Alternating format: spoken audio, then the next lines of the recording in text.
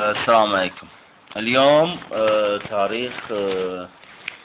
تاريخ الجمعة 6 جماد الآخر موافق 12 يونيو 2000. جت الوصف.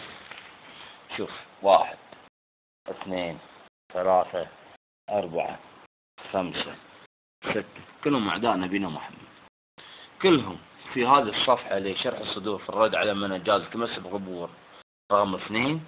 كلهم يقولون إن المسجد يعني قبر تبني عليه مسجد حرام. كل هذه مصادر عندهم ما شاء الله، كتب شيعية.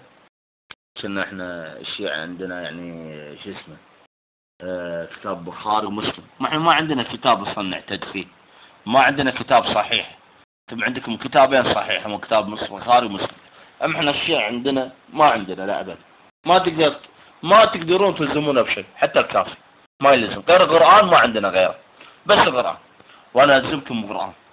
كل هالصف هذه كلها ما جبتم آية واحدة من سورة الكهف اللي هي تقول إذا تنازعون بينهم أمرهم لما يوصل قال الذين غلبوا على أمرهم لنتخذن عليهم مسجدا. سورة الكهف الجزء الخامس آية 21. كل هذا ما جبتم كلها آيات وحديث وما خليتم القرآن اللي يتحكى بالشغلة هذه المخصوصة خليتوه. انتم تحكوا بشغلة إنه لا حرام. بن باز ملك جمال الآن عثيمين فوزان الباني. هذا ما ادري منو، استغفر الله.